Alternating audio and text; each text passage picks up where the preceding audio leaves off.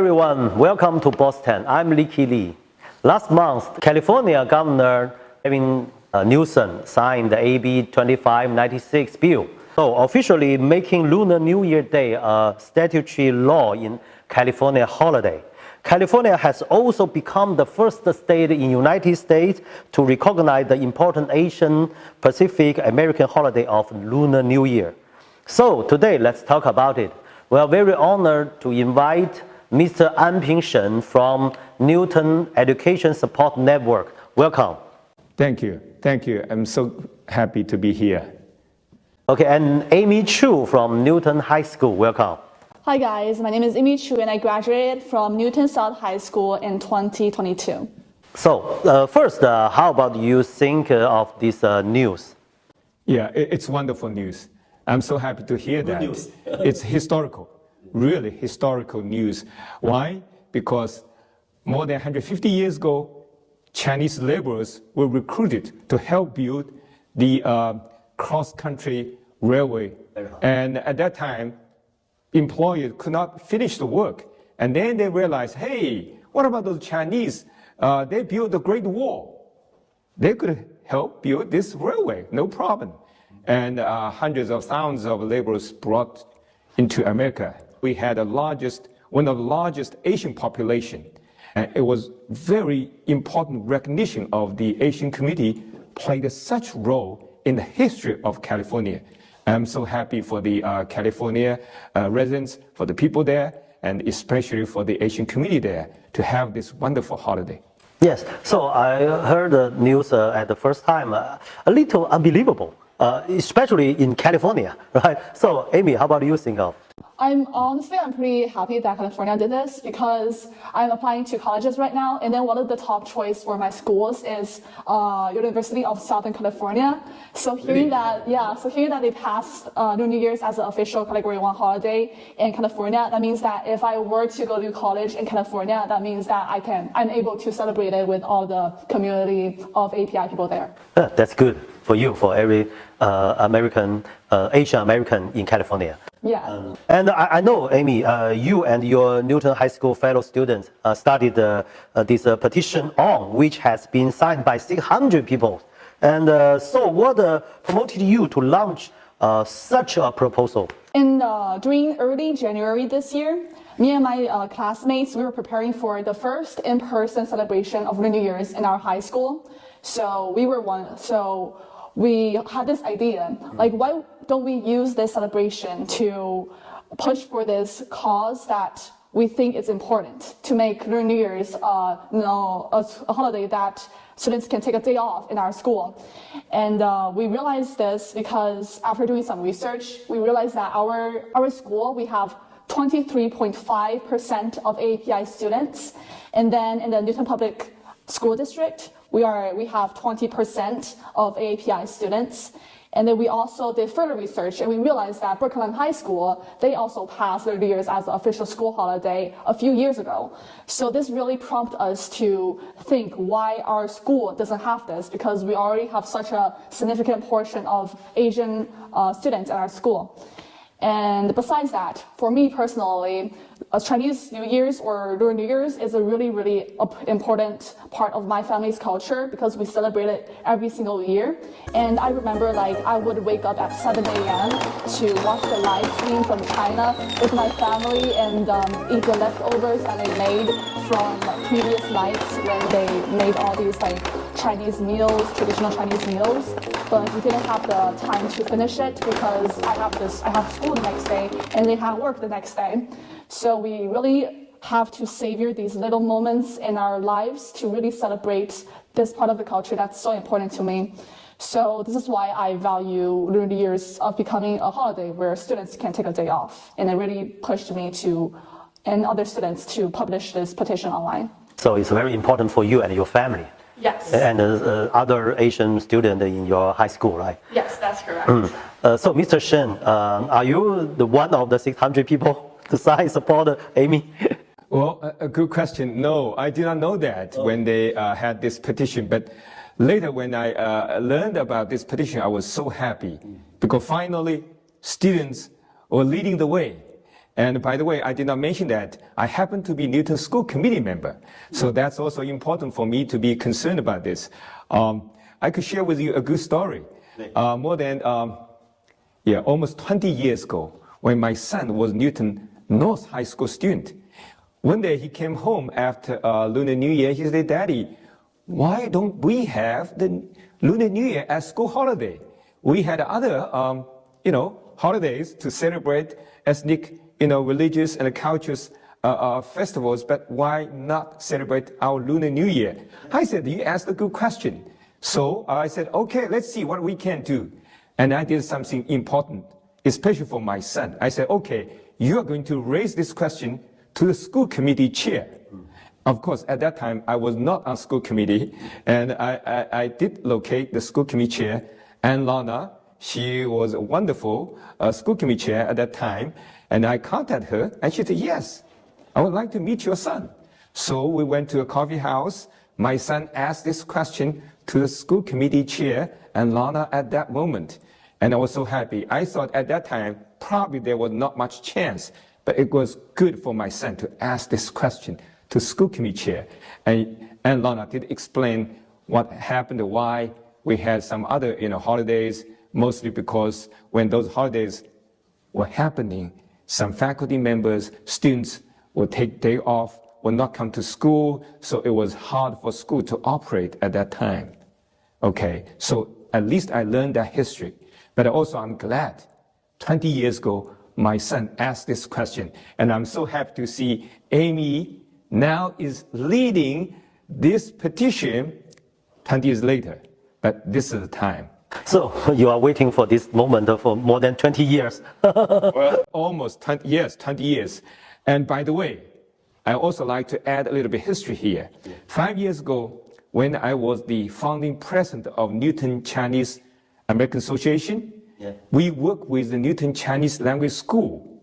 Together, we made a petition to school committee member. At that time, I was not on 5 years ago. Yeah, 5 years before I was elected as school committee member. We made a public comment, and I think that petition and a comment helped school committee to recognize Lunar New Year, Diwali New Year for the India culture, and Eid for the Islamic culture to be recognized as Category 2 school holidays. Meaning, those holidays will be recognized, so students could stay at home, not come to school, and teachers were not supposed to assign any homework or testing for that day.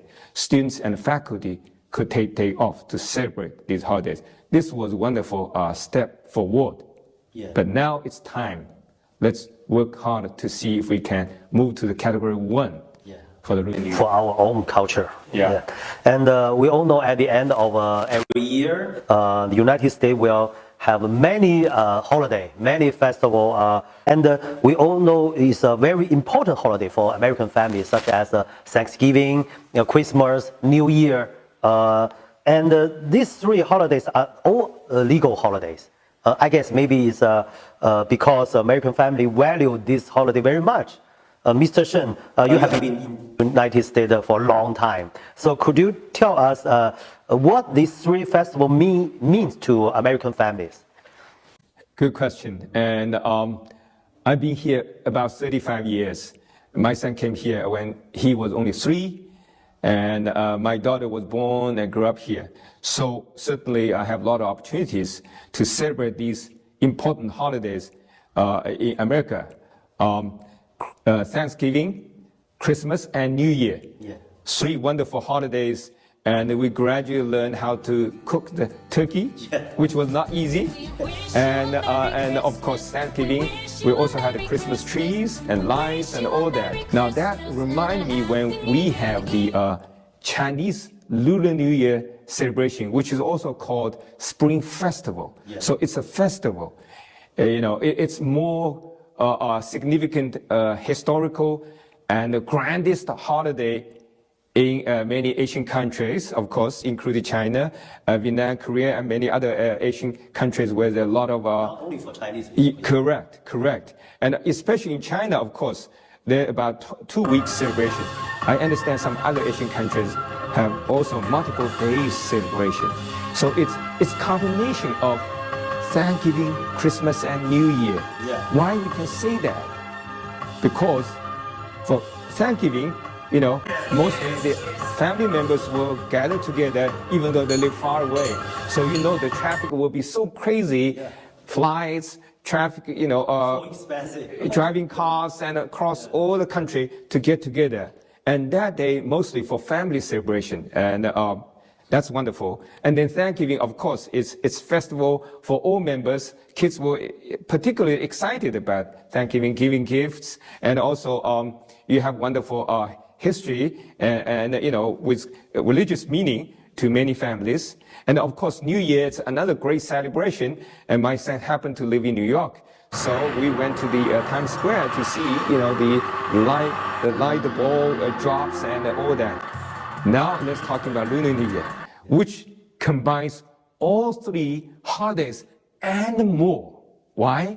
Because for Lunar New Year, first of all, families have to get together.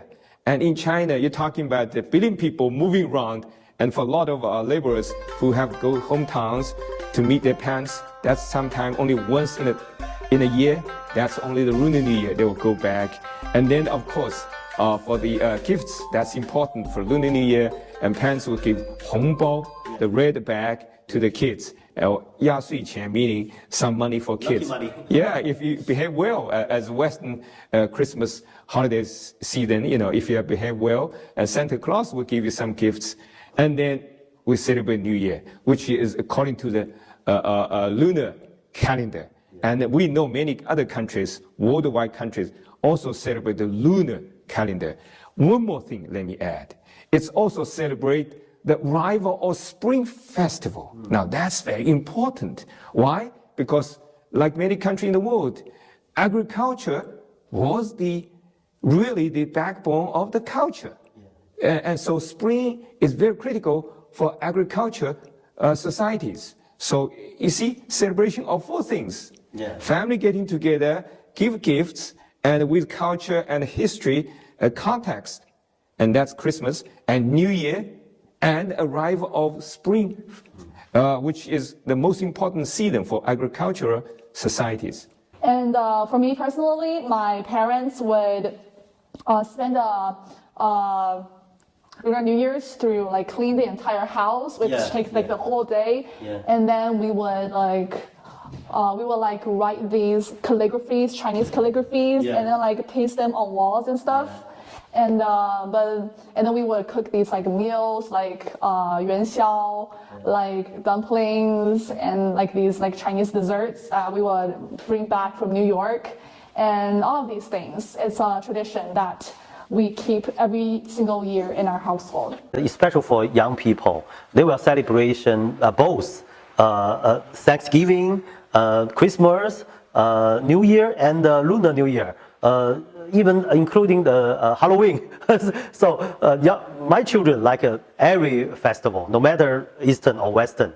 So this is a grand celebration for 2 weeks, and also a lot of social, public activities to celebrate. It takes time, but also they build up the meaning, the contents of this holiday. And that's also why we emphasize you need a day off for the students and for faculty if they want to celebrate, and for our community to see this festival. And of course, in Chinatown, you will see the dragon, dances, and it's very important because this way the kids will remember and the meaning of their own culture. And I'm glad to hear Amy family, even though a little bit extreme, did not celebrate any other holidays. But I could see why Amy could speak wonderful Chinese. Yeah. You see, Yeah. I did not do that wonderful job to my kids, and I regret a little bit, even though I was a principal of Chinese language school for many years. My kids can speak quite well Chinese, but not as fluent as Amy did. So again, I want to say, this is a holiday, even though it's not typical religious holiday, but in China, we don't have an established official religion. So this holiday is all country, all society, all culture, all historicals, everything if you're talking about the culture, and even more. And you know, for the celebration of spring, that's also important because spring is very meaningful to many countries which still using the lunar calendar. Yeah. And so it's so meaningful, and I'm so happy California start this celebration. And you also know, by the way, New York City, 5-6 years ago, you know, passed law to celebrate the Lunar New Year in New York City and all public schools. So, and we can talk about Massachusetts, and you know, some districts already passed this. Yeah, we know Wayland and the Brookline, just like Amy said, and even Hopkinton, maybe more a little more town. They all have the Lunar New Year's holiday, public school holiday, right? Yeah. Yes. And then the Brookline public schools, they have 20% of students that are API, which is the same as our school. And then Wayland, it was also a student petition, and the amount of students in Wayland that identify as API is 13.5%, which is significantly lower than 20%, which is our schools. And then we know that Hopkinton is actually a different way of making this holiday as an official holiday.